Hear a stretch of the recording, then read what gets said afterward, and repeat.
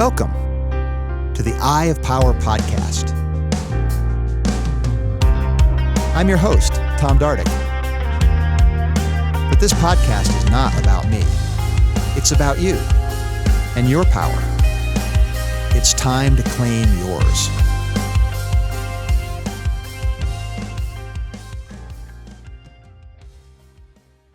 Today on the Eye of Power podcast, it's my great pleasure to welcome Samuel Moses to the show.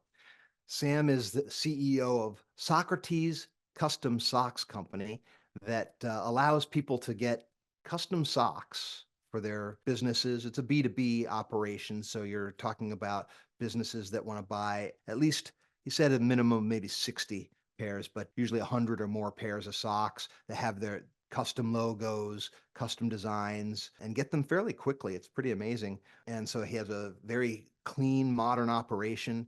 And so we discuss how he came about doing that and the lessons he's learned along the way and a little bit of his vision about the future, which I find very insightful and interesting. I hope you do the same. So it's my great pleasure to welcome Samuel Moses to the show. Socrates. That is a cool name. I like that. You got the intellect and you got the practical all there in one name.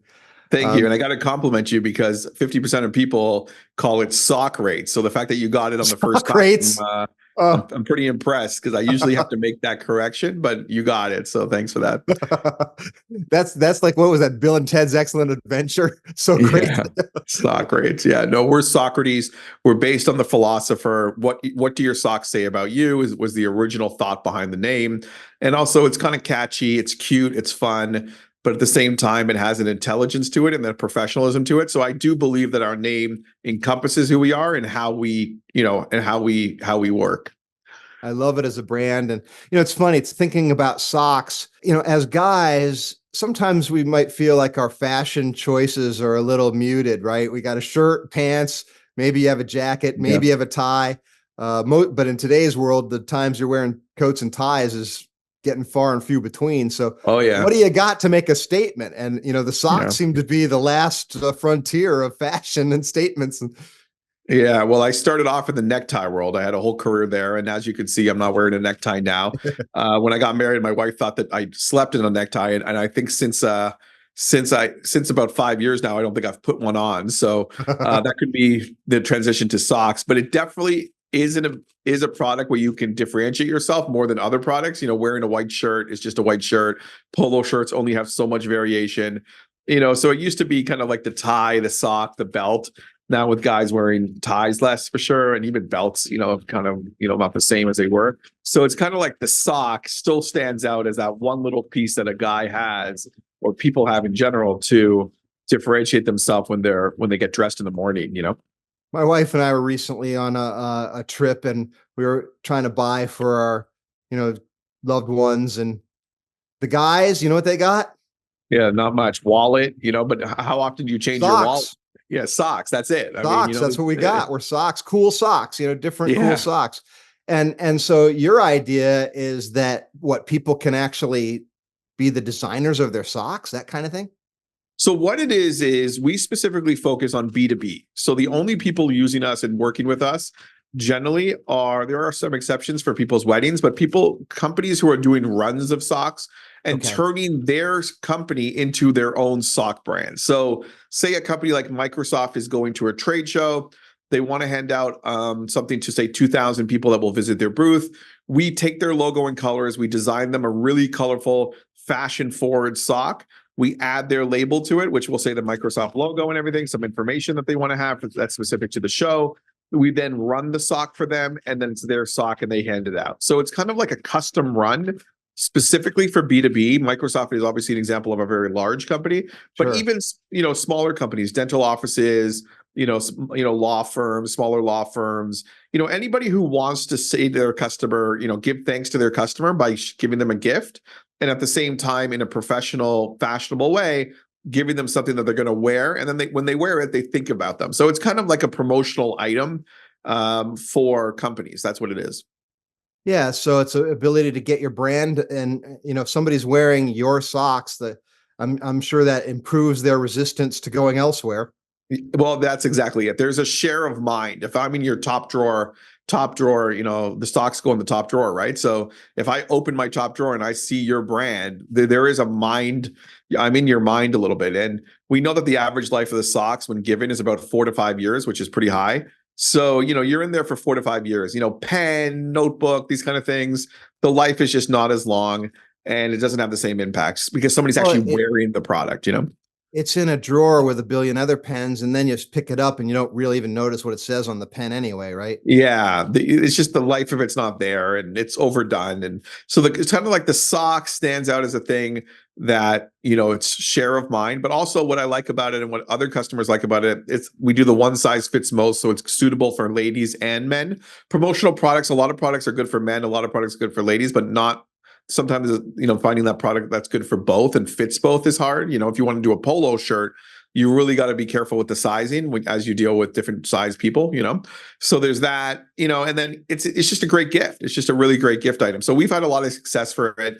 We entered the market. There weren't many players doing it. Now, of course, there's definitely more.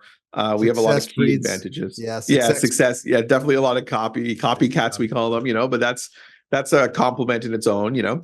But yeah, it's a fun product. And after people buy it, they thank us and they're excited by it. And we have a whole process that we set up of how we do the socks and how we produce it. Because when you're doing the volumes that we're doing, as fun as it is, it's not really fun in regards to the operational side. It has to be very professional and very well knit. So we have all of that, and yeah, and we produce it in Italy. So it's kind of like a higher tier sock.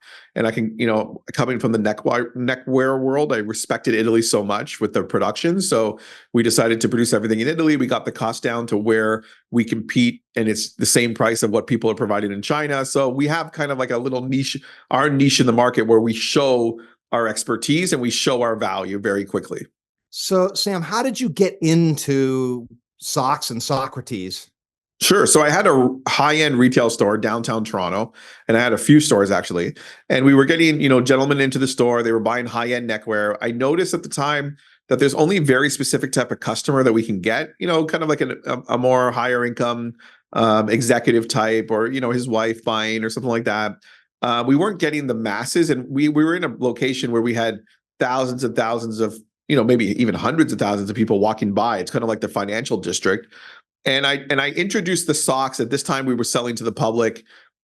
We started to produce socks because we were in the necktie world, and it was an instant hit. When I say an instant hit, everybody was coming in. Grandparents were even coming in, grandchildren, lots of different people across all income levels. Everybody was coming in and enjoying the product. And then what happened was, because I was in downtown Toronto, like companies started coming in and saying, "Who produces these socks?" And we're like, "Well, we're Socrates. We produce the socks." And they said, "Well, I have an employee event and I want to give away these socks to my 100 employees. Can you make me with my logo these socks?" And we were like, that sounds interesting. Why not? And then we started to design the socks, and we produced the socks.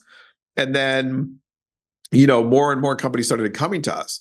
We then in 2018 had a devastating flood that took out the whole store. Oh, wow. It was horrible. Yeah, from a restaurant from above flooded us. And then we decided, instead of just waiting for the store to be rebuilt, we had this custom sock business already going. So we decided to open up a website. At the time, the website was not very good. We got it up there. We started with the Google ads, and immediately we were starting to get customers from all over the world. I'm talking the United Kingdom. We're talking Israel. We're talking Denmark and Germany, and we're talking all over the world. And obviously Canada, the US was a big market. And we started to realize that this product was in demand. And then we, improved our website to the point where today it's a very functional, beautiful website.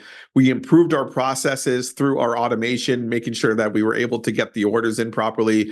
And more importantly, we became experts in how to design fashionable products that look good. So when any brand comes to us, big brands come to us, we make their sock look like you would buy that sock in a store. Like you would pay $15 for that Spotify sock, or you would pay $15 for that Google sock, or whatever it is. And you would even pay, it's funny to say, you would even pay $12 for that company you've never heard of, because it just looks like a cool brand with a cool package, comes with a label. So it just really caught on. And then from there, we closed the store because we just didn't need to be in that business anymore. And we just focused solely on custom socks. We now have a team of about 15 people, project managers, designers, social media experts, project managers, salespeople. We got a lot of people going after this. Everybody kind of has their own niche. Some people focus on healthcare, some people focus on coffee shops, or so there's all these little niches within the business, and we've had some success. Definitely had success, but most importantly, we've had to learn along the way that there's a lot of headaches that come when you're doing 100 orders or 200 orders versus 5 to 10 orders a month. So we've had to kind of like adjust along the way. It's kind of like a all day, everyday battle to keep up with that. But we got our error rate under 1%. If any errors do happen, we just immediately redo it. So we're definitely, we've definitely grown a lot. And me personally, in my career, I've been part of a lot of different businesses. I learned a lot. I just learned a lot about how to build a business, what the customers are looking for, what's important with the customers. And I just learned a lot along the way, even though this is my, third, fourth business that I've opened. This one has really been the one that I've been like, okay, I was in my late 30s, early 40s now. I was like, okay, this is where I'm starting to learn a lot, So I feel like a lot of my other businesses that were successful has led me to this point where this one was definitely the most successful, Yeah, that's sort of how life works, right? We build on the Yeah. past. Failures, successes doesn't matter, right? Learning No. experiences along the way. Yeah. And hopefully we, don't keep banging our head against the same bar, right? Yeah. I mean, I always say you learn from your failures. Nobody wants those failures, but I actually learned a lot just from going through other businesses and what was good about it and what was not good about it. I remember I was in business school in 2004, and we had a speaker come in, and he was a very successful CEO of a major company in Canada.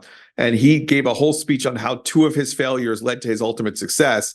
And we were all kind of like, at the time in our early 20s, yeah, but maybe we'll just try to be successful from the first one, And now I'm realizing that actually he wouldn't want it any other way. He wants that process of going through was actually very important to ultimately lead to your success. And you don't see it at the time because those are hard failures, but it actually leads to your ultimate success. And then when you retroactively look at it, that's the way you want it, because that was you couldn't have got to where you're at without going through those. It doesn't just, most people don't just wake up one day and then 1 year later they're successful. They got to go through a process of success. So I don't really fall for those magazines where like overnight they were successful. There was probably something that they learned along the way to become successful, There's no doubt about that. And it builds our character. But not only that, I mean, like for me, I lost a business in the late 90s, and it was traumatic and horrible. I wouldn't ever wish to go through it. And, it's painful. You know the right thing to do, but you don't have the money to do it. And,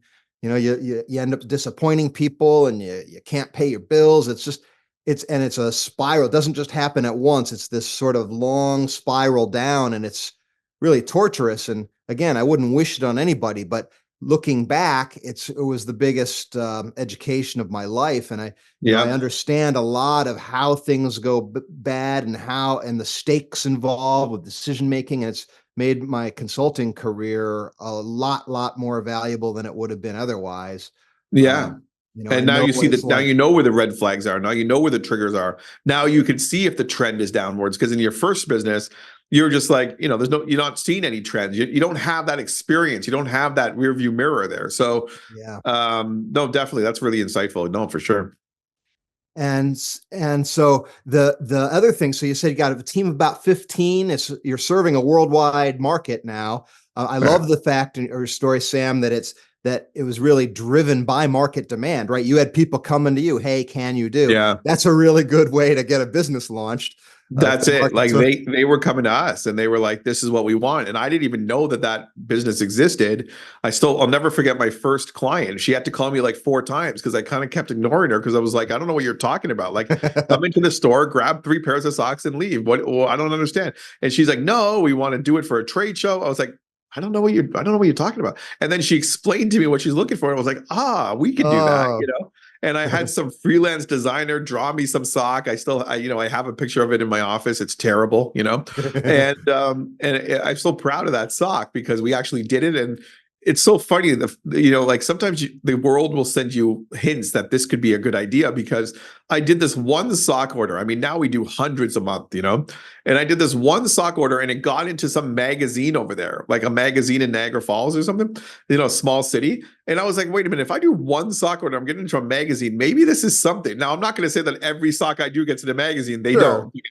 But it was like sometimes the universe, it's kind of like, you're thinking manifesting. Sometimes the world will send you some hints and they'll be like, Sam, there is something here. This is not just a random thing that happened, And then we started to get some tourism boards, like these kind of guys before COVID, they were into this, like they were into giving out socks to their people that book meetings in their cities. And then they were giving the sock out, and I came up with this idea of putting our logo at the back of the sock, like kind of like powered by Socrates, and the clients were okay with it. And then when they give the sock out, we were getting calls from those people. So it was kind of like this instant referral process, So, fantastic. And the more socks you get out, now we're getting a few million pairs out a year. There's going to be a certain amount of people that just see the socks, like the socks, and then come to you. I do get a lot of calls for one pair of socks, which we don't do, but I'll send them some samples or something, But what would a minimum order be for a smaller company that would want? Yeah, we do. We like to tell people 100 pairs, but we want to work with people. So we'll usually do 60 pairs. So that's like 5 dozen pairs. It's because there's some labor involved. We got to design the sock, we got to buy the yarn and all that. But at this point, we're doing enough volume that we have the yarn to use for other jobs. So, we can get the minimums down to 60, which is pretty much industry leading minimums, And then our number 2 thing that we offer people is the 7-day turnaround time. So if you would order today, let's just say you order today, I give you the sock, you say yes, you would have the socks in your hands by, early next week, which is like unbelievable. That's incredible. Yeah. How do you turn an order around so quickly? So the big secret is our factory in Italy only produces socks for us because of the volumes. So we're not waiting in lines like a lot of our competitors are with other people. Another big thing is that we program the sock ourselves. So again, there's no lineup. We do it right on the spot versus other people who are pooling their socks with other companies and then they have to wait in line for it to get programmed. So we can have the sock on the machine within a few hours of you ordering. And then the number 3 thing is our sock factory in Italy is right across the street from the largest yarn factory. So we're able to get to the yarn quickly if we don't have the colors. Think of an American producer, they would have to ship those yarns in. It would take, 5 to 7 days just to get the yarn. Okay. Yeah. So then, they can't offer it that fast. So they have their solution for that, where they just pick 30 colors and they say all socks must be within this 30 colors. But we're able to offer all the colors. And that's our big thing. You're not going to convince Coca-Cola to change their red. Okay. Right. So we're just saying we do all the colors. And then we do it in 7 days. That's the magic right there. And then you get it to your door, or 2-day shipping UPS. So it's like fast, because these companies, when I came into the industry, the other players were doing 35 to 40 days. And I told the, the young lady who works with me now, Becky, she's the head designer. I said, nobody wants to wait 40 days. Like, have you ever ordered something and want to wait 40 days? And now with Amazon, they've changed the whole way we look at things, like 2-3 days max, So this is a custom product. These are companies, B2B. They understand 7 days is not 2 days, but it's good enough, That brings me to a topic I wanted to talk with you about, Sam, which is the impact of automation and AI on business, and basically force multiplying through automation. I wanted your view on that topic and what you see, not only what you've been able to do so far, but what you might be looking forward to. So definitely, we're always on top of that. So the number one thing for us is everything goes into our Salesforce. Our Salesforce is highly customized for us to deal with volumes. And the way that we talk from the project managers to the designer is all about automation, like statuses that are changing automatically. When we get a payment, we know right away. We don't rely on going to an email and manual effort like that. Another thing that we found when we started to get bigger was we would send the tracking number to the customer manually, and the tracking number would be generated by the Italian factory on our UPS account. That's great for 5 orders, but when you start to get to 100, 150, 200 orders a month, you can't you just manually do that. So we had, we programmed the API for UPS into our Salesforce, and the second that UPS scans that box, an email goes out to the client and says, hey, your box is on the way. Now, that sounds like a simple solution, but the amount of time that saved us, and then, I took it to invoice creation and, making sure that all of these check boxes were checked. Like, for example, if an order comes in and there's two labels, men's and ladies sizing, the system has to be able to communicate with Italy to do that properly. Otherwise, everything there's too much errors. There's too many places for errors. So we had to make everything in a way automated so that there was no memory. Nobody had to memorize anything, because you can't memorize even 10 deals. Forget about 10 orders, forget about hundreds of orders, So we went through that process of just improving our systems, and that really helped us. And now we're really set up in a way that we can do much more orders even. And then number two is the AI. I mean, we're just really on top of the AI for marketing, whether it's our social media or reach out, or, cold email campaigns, all of our, email marketing. We're just on top of these AI tools that we can use to just assist us. And the cool thing about it, everybody's worried about losing jobs here in AI. I actually think that it's just taking the people that you have and making them more efficient with this AI.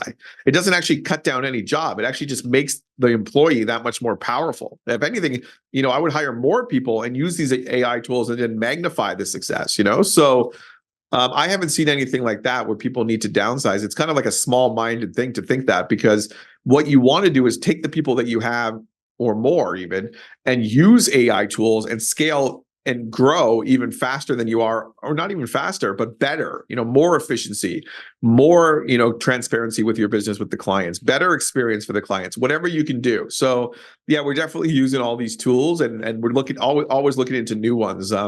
We haven't done the create your own designs through the AI yet, because we really want that designer touch. Our designers are kind of like artists, so we're a little snobby about that. We want the design to be by hand almost, Well, I imagine you also want a brand image standard, right?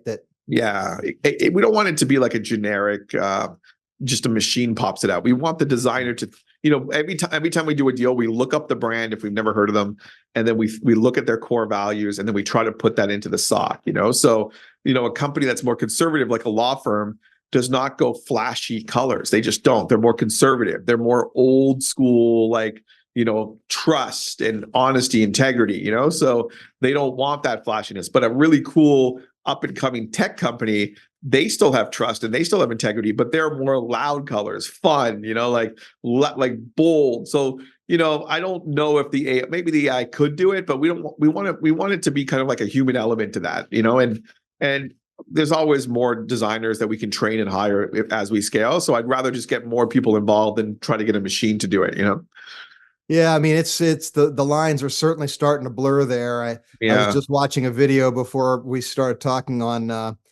it was on specifically music generated by AI, and the guy who you ever hear of Rick Beato?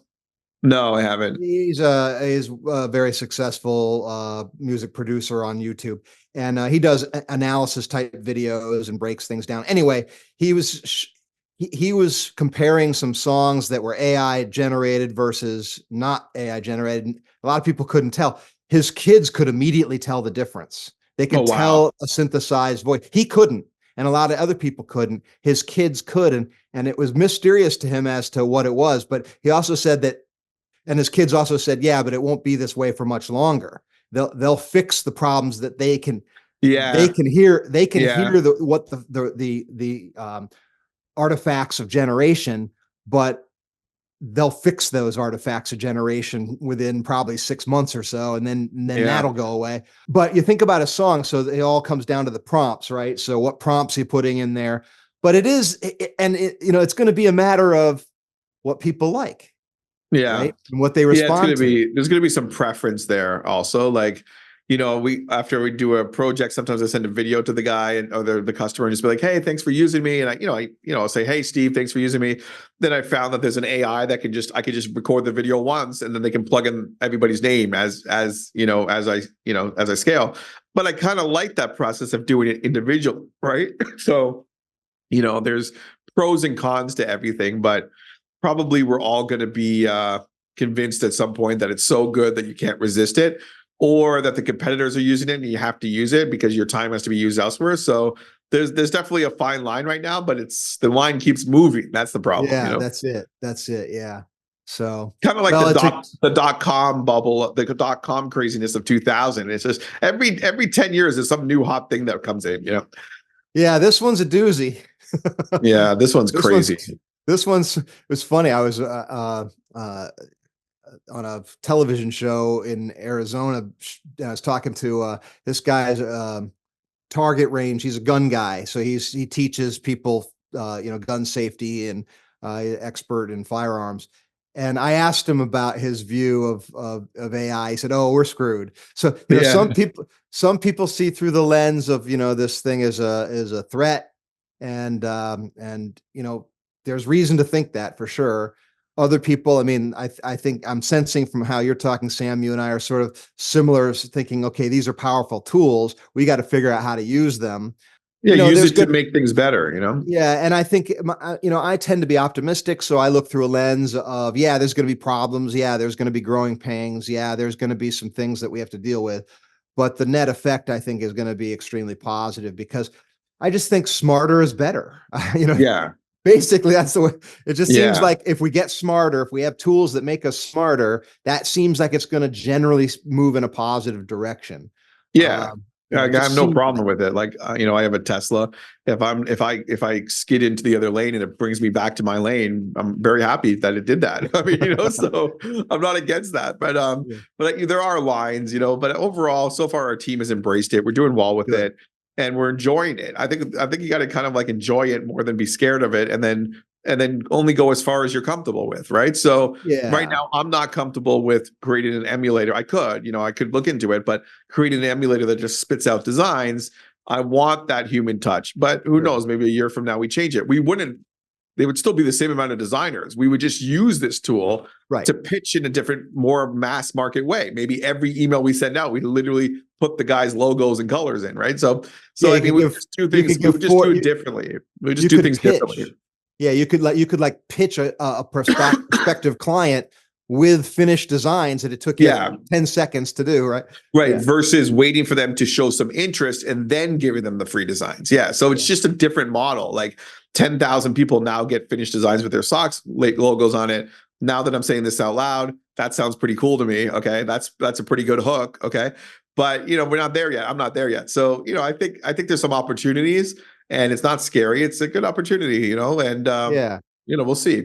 Cool. Now, I want to ask, you said you had a team of 15. Are they spread out geographically? Yeah, everybody works remote with the exception of a few sales guys who work in my office in Okay. Florida. Okay. And So yeah, you're physically in Florida then? yeah, I'm in Boca Raton, Florida. Boca Yeah. Raton, nice.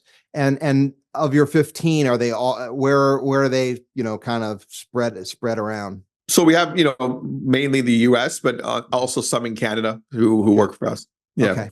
And And then obviously we use some overseas talent for like, some of the social media, LinkedIn stuff, that kind of thing. sure. So it's one of the things that really I keep encountering more and more is the small global company, right? Yeah. Yeah. Yeah, it's amazing. Like, my wife will always be like, "What holidays do you keep?" Because there's like Canadian holidays, there's American holidays, there's British holidays because we do have somebody in Britain, So like, we do a lot of UK business, So no, it's good, but I kind of like waking up and all this requests that are coming in from the UK and all these countries because it's kind of like always busy at night. Australia starts to come in, so like it's always busy, But we're Yeah. working. We work Eastern time, 9 to 5, 9 to 6 Eastern time, Okay. Good. So some people will get their email a couple hours afterwards, but that's okay. Now, you got a fairly small team, and you've got sort of a creative, kind of a niche sort of product. But I want to ask you this, Sam, because sometimes people have a tough time keeping a remote team on the same page, moving in the same direction with a sense of enthusiasm for the mission. What's your experience been with that? And do you have some things that you learned along those lines at all, or? Yeah. Well, number one thing that I learned is the more passionate that I am or my number Yeah. two in the company is, the more that they respond to it. So when they see me working really hard, they work really hard. Yeah, I noticed that that's a big thing. And, it's kind of a fun product. So they get into it because we're into it. We send them samples, we send them gifts, but they love seeing the final results. And Well, so that it's is kind of awesome. exciting to see these mid-sized brands and large brands reaching out And when they reach out to how excited they are, like, oh, Sam, we went, or guys, we went to a trade show and we loved the socks from last time. We'd love to order again. So it kind of like keeps that engine going of being passionate about what you're doing. It is hard. Like, I'm not going to lie. Sometimes when people bring up socks on the weekend and I'm just trying to relax, it gets a little tough because all day, every day, that's all I'm talking about. Okay. But during the hours that we're actually working and focused and creating content and talking about new designs and talking about stuff like that, it's actually pretty good because everybody's kind of pitching in to keep us all excited and going, and but the downside to that is if you ever have somebody who's kind of like a toxic person, it can get damaged very quickly. So we try to keep the staff, we're a small team, but everybody's really important and everybody's been with us for quite a long,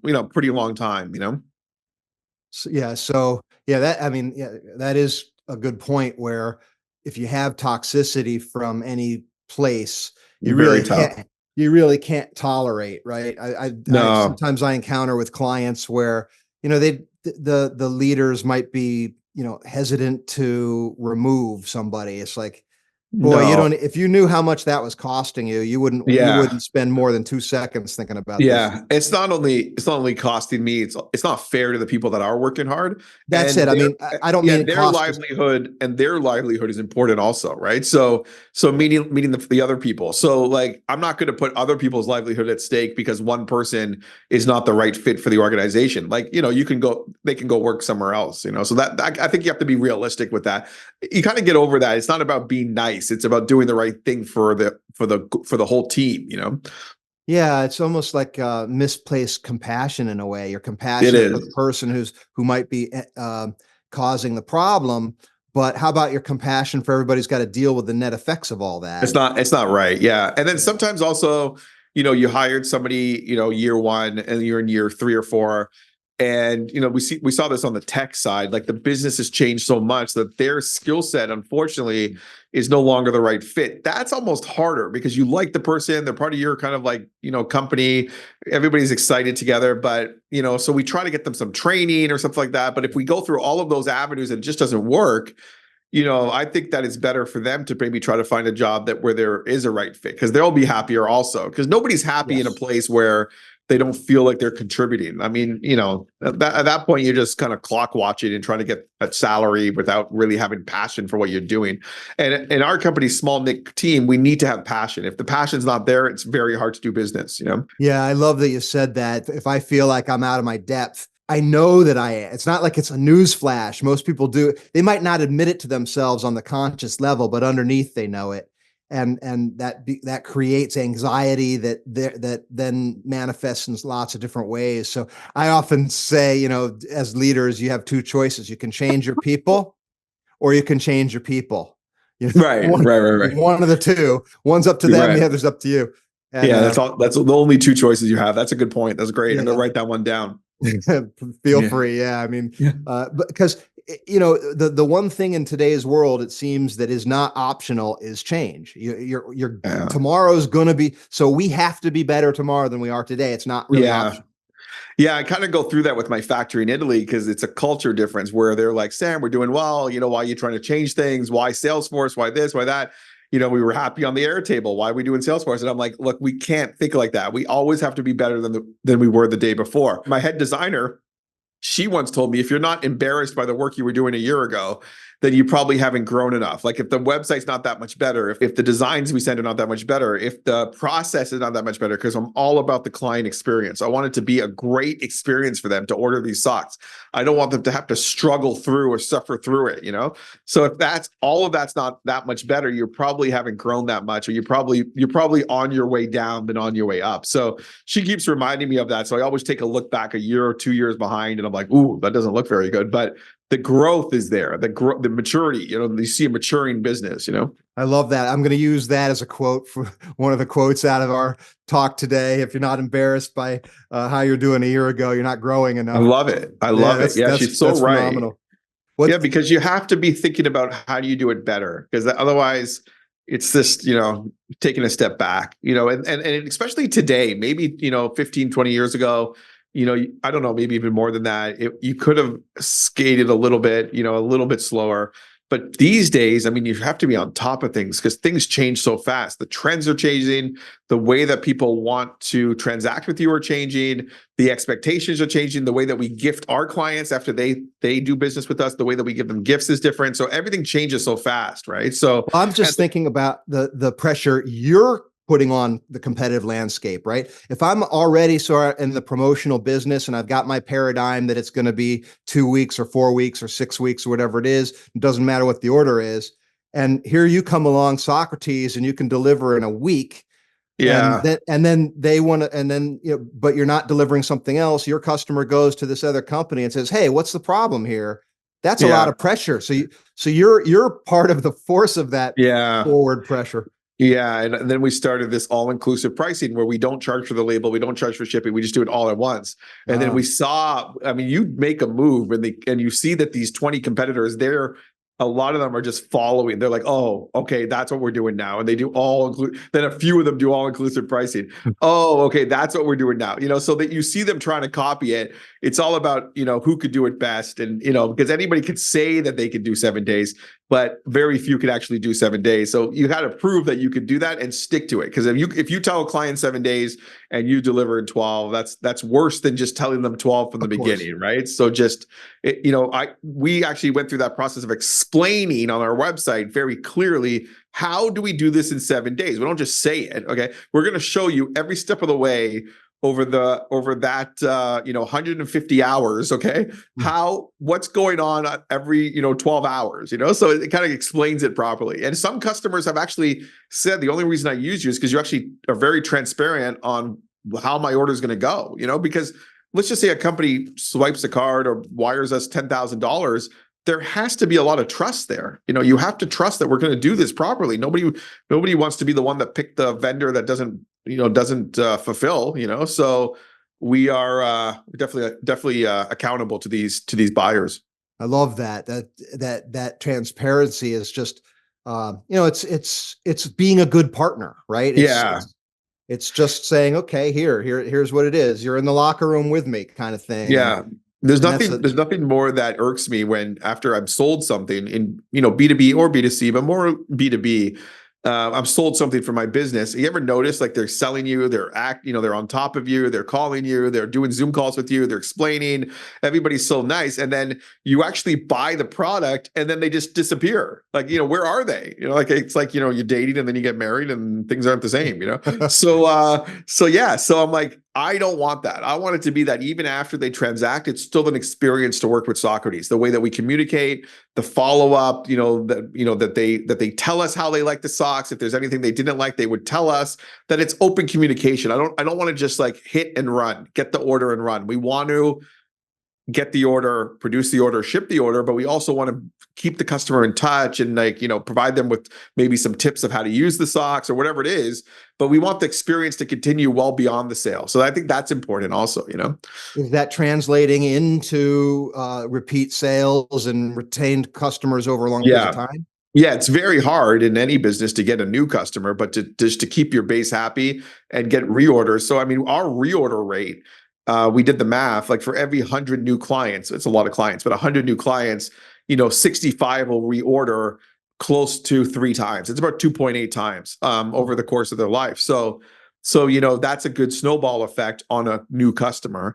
But that's because we're staying in touch with them. We're sending them a gift afterwards. We're like, we're asking them, how did you like the sock?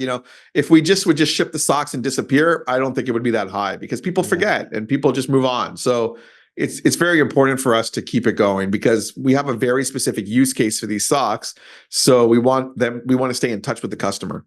So let me ask you something else about this. So you've got a model that's working well. You got a brand, a formula, all of the things that we've laid out here it sounds like a really tasty recipe for success to me. Have you thought about ways to plug in something else to this and maybe expand horizontally or vertically? Yeah, like for example, we came up with this sock. It's called the Eco Lux sock. It's a wool sock in Italy.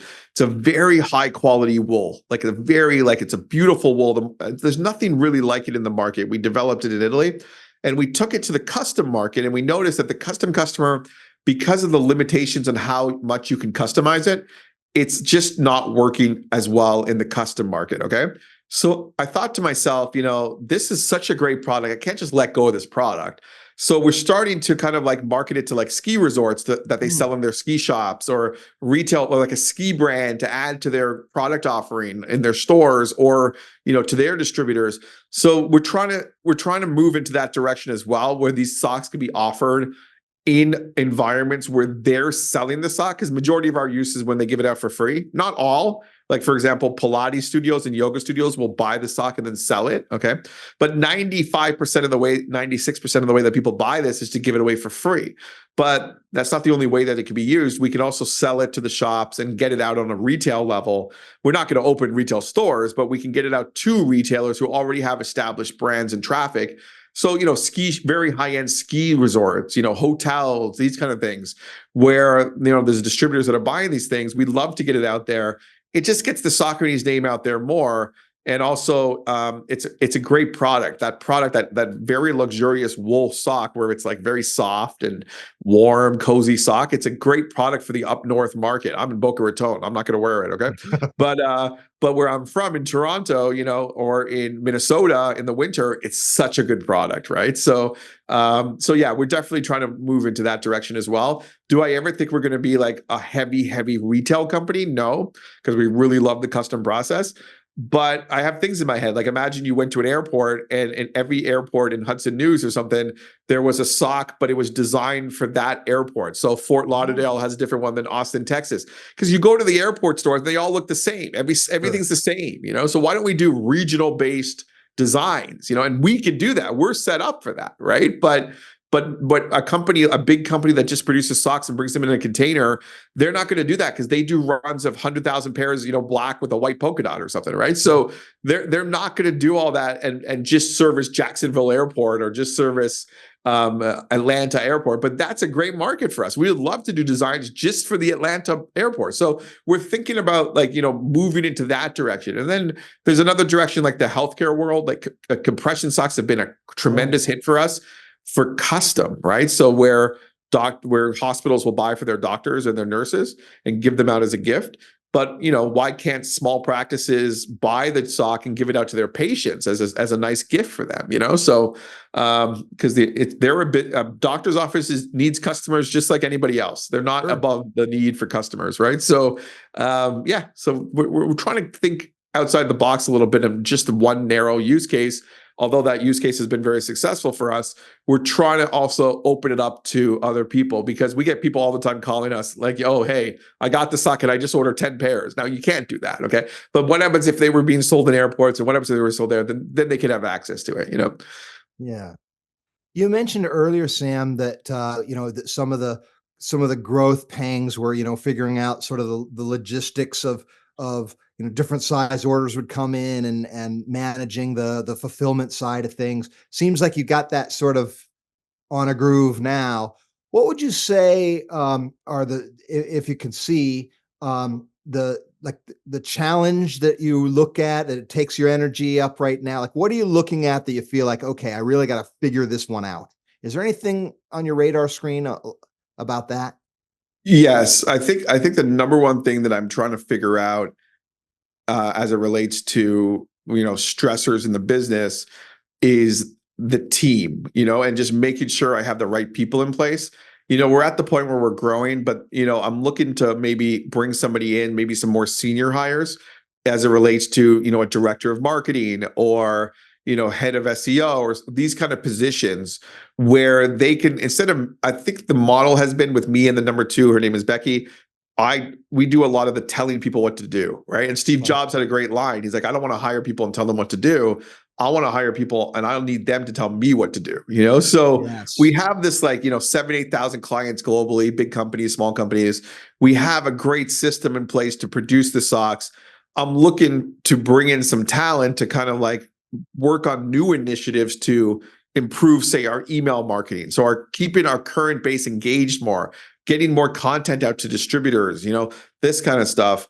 So I think that's the number one thing for me, from an HR perspective. And I've also had the need to hire kind of like an administrative assistant, executive assistant kind of thing, because as you know, you just get bogged down. You're 8 hours, 6 of it just goes on things that could have been outsourced, right? And Sure. I still remember in business school that it was like the first week they brought in this big speaker, and he said to us, and I didn't believe him at the time, but now I can see it. And I'm not this extreme, but he's like, you should never do anything that you can pay somebody to do, because you really have to value your time, to focus your time on the things that nobody else can do. Nobody else can maybe take a meeting with the CEO of a big company that you're about to close, but somebody else can do the email marketing campaigns or something. So you can't do everything. And it's been a long process for me, because I used to do everything and as it related to project management, and Becky used to do everything as it relates to design when we was just the two of us. And we were doing great, but then we kind of realized, we're going to burn out here. And then we started bringing in people, and it's been hard for us to just hand things off and trust, but it's like Yeah. your own little baby. Like, it was like, oh, I got to hand over my baby now, but it's been a magical thing, because when you do it and you see that it's successful, you're like, oh, wow, like they're enjoying it as much as I did. And they're just as good as me, if not better than me at that specific task, which is wonderful. I wish that they were all better than me at every task, So, Yeah. I mean, so that's it.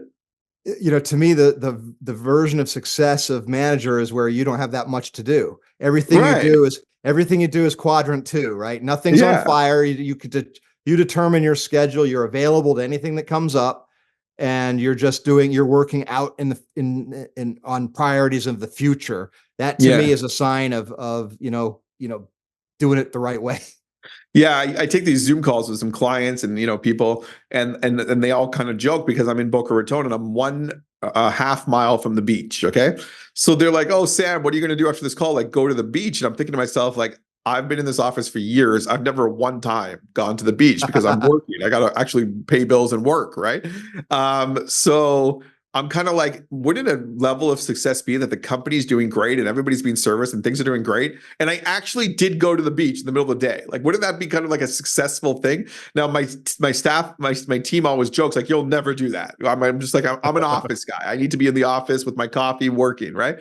But I kind of like the idea that one time, maybe in a year, that I did that, So not there yet, probably. I don't think any entrepreneur will ever say they're there. They always feel like they have to be working, right? So, but you're right. Like, as if things are going well, it should be running pretty smoothly, unless there's something's on fire. Sure. Well, it's funny because I just recently went on a extended trip where I was in Europe, and I actually turned my phone off. I was Oh, real, wow.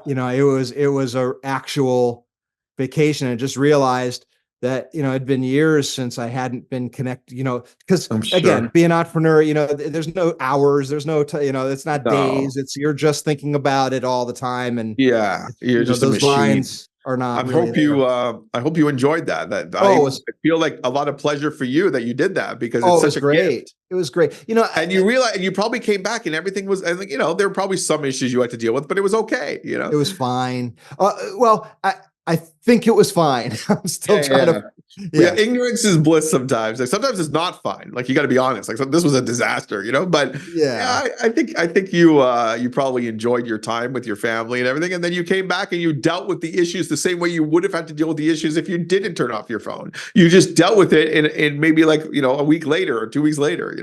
Yeah. I mean, in my business, I'm not running a production, so not all businesses are created. The dynamics are not always the same. I'm in the people business, consulting on people Service. strategy, building the Eye of Power as a business, and so I'm in that building mode, which is that's very demanding, of course. So you feel like you might lose a little bit of momentum. Yeah, I used to be actually, before I was in the retail business, I was in the market research business. So same kind of thing, like consulting, but doing studies for companies. My big client back in the day was BlackBerry, and it's kind of a weird feeling, because I remember I was only as good as kind of like my last deal. Like, I had to always have a deal on the horizon, and these deals were like 3 to 6 month engagements. Okay, but when you're getting to month 4 or 5, you're kind of in the back of your head being like, okay, this is going to end. I need to Right. have another one, right? Versus Yes. mine is more like, we have production orders, production. I got to get through the production, and then Yes. hope that there's more production afterwards. But you're never really through it. There's always production going on. Right.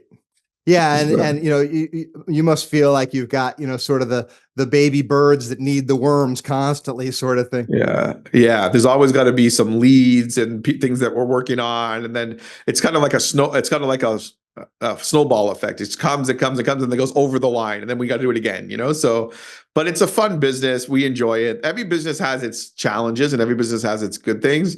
So ours is pretty good. Like I don't miss the world of inventory, like having like $300,000 of inventory on walls. And I don't miss heavy rents, and I don't miss that. But there's some things I do miss about the retail world. I like the retail world. I like Christmas time during the retail world. That was fun. I liked how much the customer appreciated right away taking their product and how much they loved it. I loved when you had good staff in your retail store, they were like amazing. They loved retail. There are certain people that are born for retail, and Right. retail's changed so much. So that I don't even know if this world exists anymore. Like I don't know if people are opening retail stores the same way as back then. So There's pockets, right? There's little yeah, pockets. the most thing I miss is the necktie, because the passion that these people had when they made their necktie, they were fifth or sixth generation people that were making the necktie in Italy, small villages in Italy. I miss that. I miss that because those guys were amazing to work with. They really believed what they were doing was a great thing, and the business has gone down so much for them. So it's kind of heartbreaking a little bit, It's like you're the last company to sell the buggy whip of the horses, right? Right. Like you could have been the best buggy whip maker in the world, but at the end of the day, you got to change businesses, Yeah. Well, the Italians and clothes goes well together. I was in Pisa last week, and Oh, wow. I walked into a store there where it was a men's shoe store. Oh my God, I never seen shoes like that before. These are The not, these are materials, not, the yeah. craftsmanship, it was unbelievable. I mean, these are not shoe stores like we walk into. I mean, these are No. different. Yeah. Yeah. The craftsmanship, every stitch and everything is like, I mean, it's a whole, you could just watching the guy make a shoe would be a day's activity that you and your kids would be passionate about. I mean, it's unbelievable. You walk into a shoe store in America, the shoe, it's 1 year shoe. Okay. This is like, they're selling you shoes that you last for 20 years, Yes, exactly. Yeah, it's Yeah. a whole different ball game, but not everybody appreciates that. Not everybody needs it. So it's a very specific niche, Yeah. Well, I've never even owned a shoe like that before, so No. now I know what I'm shooting for as far as some Yeah. things I want. Yeah, when you land the big one, that's where I'm going, So no, but Exactly. they have a lot of passion in what they're doing. I got to respect that. Yeah. Well, and they're good. As a matter of fact, I have another episode that's coming up soon that it was inspired by another visit I had. I was working on guest on a TV show, and we were there for 2 days as the production was going, and I was so inspired. I'm doing an episode on just being around professionals. When you're around people that are passionate, I get that sense from you too. I get the sense that you're building a team of people that have that spark. But when you're around people that are good at what they do, they're involved in what they do, everybody is showing that respect for themselves and others. It's just, to me, it's the most uplifting thing, because That's really that's amazing. what it's supposed to be. And I'll just tell you that one of the things that really kind of breaks my heart is Gallup organization did a worldwide survey of the world of work that came out in 2022, Right. and 75% of the world's workforce is not engaged. Only Oh one in man, four is that's so engaged in their work. depressing. And it's like, what are you doing? It's like Yeah. And that it's might even tie into just depression and people not happy with their oh, lives. it's terrible.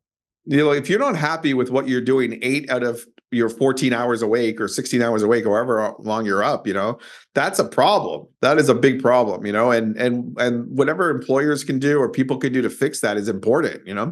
Well, and it ripples out. It's not just, okay, I'm miserable, I'm watching the clock, and so I'm not engaged, I'm not having fun, or I feel like I'm wasting my life. That's a high cost in itself, but it's the ripple effect of the untapped potential of that person and the way they treat people around them, and the effect of on the culture around them, and Yeah. how that ripples into the world. It's Right. it's sort of like, I always think of, like, It's a Wonderful Life, where you don't know all the little effects you have, and that can work for Right. positive and negative. And I just think we're paying such a high price. And so part of what we're trying to do with the AI Power is to try to flip that script. And you're never going to Wow. get it down to zero, because people got to find their way. but Yeah. we could be more, the rule could be engaged rather than the rule that be Yeah. the It would, how nice would it be exception. for it to be 70-30 and not Yeah. 75-25 Like the other that. way? Yeah. That's how it should, in my opinion, that's how it should be. It's kind of like unemployment. You don't get to 0% unemployment, right? Right. Because there's some people that just need to find a job, whatever. Exactly. But You try new things, you stretch s- yourself. 7%, yeah. Yeah. Or you're going to have, like you were saying, I mean, the job might move past you, or a personality comes in that you don't mesh with, or, you're going to have the noise in the system, and, we're not ever shooting for zero on anything really. Right. But we can have a new paradigm, I think. Yeah, new standards. Yeah, no, for sure. That's a good one. Yeah, it's sad to hear that study, but it's very insightful to hear that number. Yeah, well, it's moved me. I mean, because I just think that that's something that we can do something about, because a lot of it is not the work itself. It's really the culture. It's how you engage as a team with each other as human beings. Because if people feel seen and valued, that's most of the equation right there. Right. That's number one. Yeah, it's not even always tied into just pay. It's more about how they feel. Do they feel motivated? Do they feel engaged? This kind of thing. Do they feel valued? That's the big one, Yep, exactly. Seen and valued, seen for the individual they are, right? I mean, and now a lot of times they're the ones hiding. So it's hard. It's hard. Nobody's perfect. No manager is thing. perfect. No employee is perfect. No manager is perfect. Sometimes the communication is just broken. So it's good to, start the conversation back if you have to, Yeah, well, that's what we're trying to do with. We've got a partnership with a company called Reteam, and so we're trying to do that with organizations, is flip that script sort of. So we're just starting, brand new. So I'm excited about that journey. So we'll have to compare notes with our journey down the road, huh, Sam? Yeah. Stay in touch. No, great. All right. Well, thank you so much. I appreciate the discussion. I loved how you shared your passion and insights, and it's a unique kind of a journey. It's not this conversation isn't one like I've had before, but I absolutely love that. That's fantastic. Well, thank you so much for having me. It was great talking to you, and we'll definitely stay in touch. Sounds good. Sam, thanks so much for being with me today. Very much appreciated your time and your insights. A couple of the things that I really liked that you shared with us were the fact that you're able to get your turnaround down to 7 days. Not only that, but you're transparent and you show that process with your clients so that they can see exactly where in the process their orders are. I think that's fantastic. Also shared that you found that the more passion at the top that translates into the passion in the organization. The speed of the ship is the speed of the captain sort of observation. That's your lived experience too. So it was nice to share that. I thought that being transparent and being responsive like that, it just kind of me shows a real respect for your partners and customers, and you really want to deliver value and be somebody that can be counted on. And that's very valuable in the world. So, I think that's something that people should pay attention to, and not only do business with you, but maybe be inspired by for whatever world of work they might be in. So thanks again, Sam. Appreciate you being on the show.